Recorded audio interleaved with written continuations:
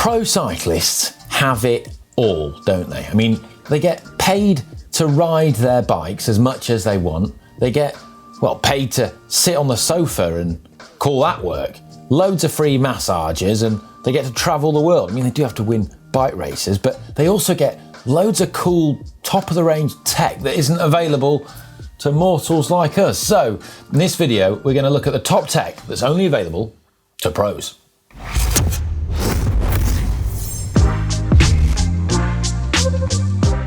First up, chain rings. Now, pros can be quite fussy about their chain rings and gear choices, especially if they're a sprinter or a time trialist. Now, most of us, we have the choice of a 50-34 compact or a 52-36 mid-compact or a 53-39 standard chain set, but the pros, they've got a lot more choice than that. So a good example is our very own Connor Dunn, recently retired from the pro peloton. His favourite chain set combination was a 54-36. Weird. The reason being is that he says the 36 was a great gear for him for climbing. He could keep a higher cadence than a 39 tooth, which is what most of them use. And he liked the 54 because he could produce quite a bit of power on the flat and keep that turning, and he liked that. So it's kind of personal. But time trialists in particular, they like massive front chain rings. And that's because you can keep a more efficient chain line. You're not likely to be crossing your chain as much by having a bigger chain ring. And 55 tooth chain rings are available from Shimano for the likes of you or I. However, not commercially available are bigger ones. So if you're on a Shimano sponsored team, then Shimano can sort you out. If you're not a pro on a Shimano sponsored team, you might have to call in a few favours. But Shimano does offer chain rings from 56 up to 58 tooth.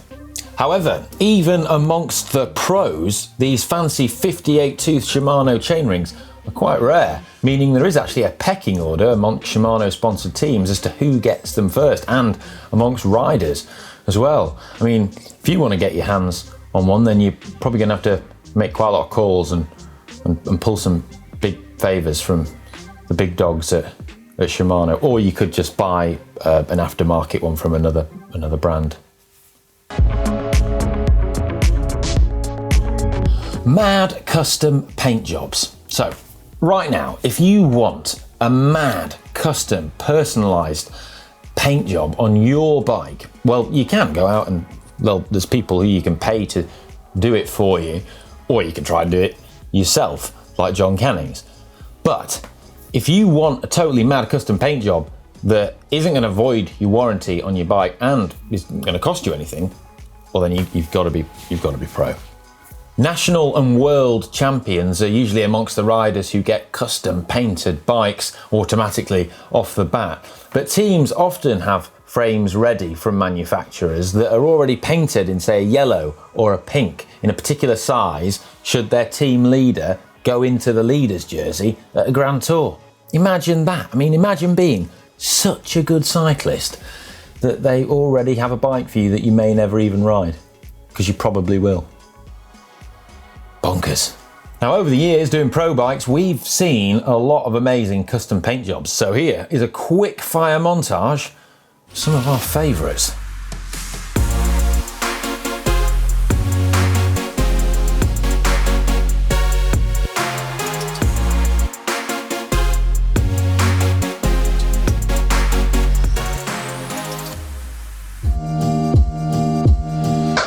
Tubular tyres.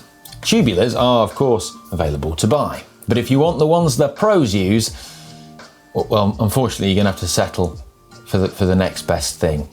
See, tyre manufacturers often save their best tubulars for the pros only, and they actually work with pro teams to develop compounds according to rider preference. Take Continental, for instance. You or I can buy the competition tubular tyre, but the pros use the Pro Limited competition, only available to them. Although I am told that if you really do some digging, lots of digging, like you're gonna need a big spade. Like you do loads of digging, you can find them to buy somewhere, somehow, because they have to be for sale somewhere, somehow, according to the UCI rules. The Pro Limited Continentals use a latex inner tube and a lighter 200 TPI threads per inch casing. This helps reduce the weight of the tyre and decrease rolling resistance, making them faster. But this trend of Pro-only tyres isn't just limited to Continental. A lot of tyre brands will work with their sponsored teams to help develop their compounds, and they'll try out different compounds throughout the season. And it's not uncommon for teams to go through 4 different versions of the same tyre throughout the year. And by the way, as someone who did just retire from the Pro Peloton, I've heard that Connor might have a few Pro Limiteds knocking about in his shed if you're after some. Now eventually, us mortals get to buy the latest bikes that bike manufacturers have available. But even if we're the first person to buy that bike, we won't be the first person to have ridden it. Oh no. Pros will have been trying and testing that bike out long before it's released and available for purchase. Many brands actually supply pros with bikes to test in secrecy, and sometimes they even paint them up in like camouflage paint schemes so that they can race on them and try and, trick any inquisitive eyes like mine who are trying to spot new pro bikes before they're released. And this is just one great reason to subscribe to the channel, because we often do spot these bikes before they're released, and then we'll show you guys in the GCN Tech show.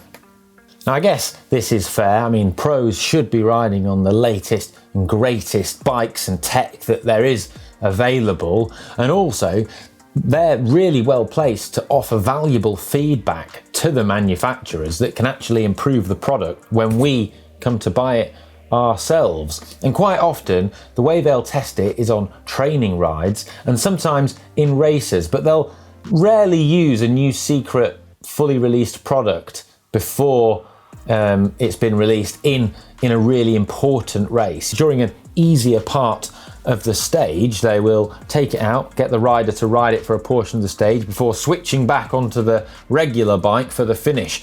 With the cameras often not rolling at that point, no one is ever the wiser. Of course, this kind of procedure relies on you finding a pro to test your bike who finds parts of races easy, well, part of any race easy. It's interesting that Connor said that he never got asked to test bikes.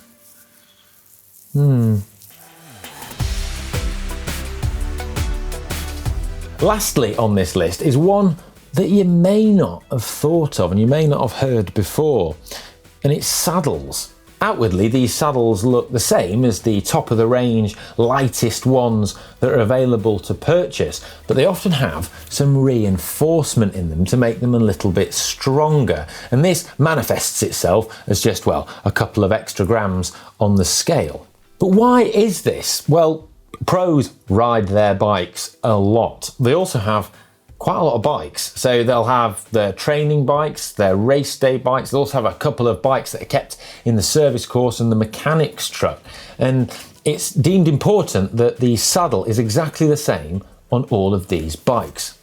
Why is this important? Well, when you ride your bike a lot, your saddle can actually sag ever so slightly. And if you just have, one top-end bike, like, most of us, if we're lucky, then you're not going to notice that because you're riding the same bike day in, day out. But if you're a fussy pro, it's kind of like the princess and the pea.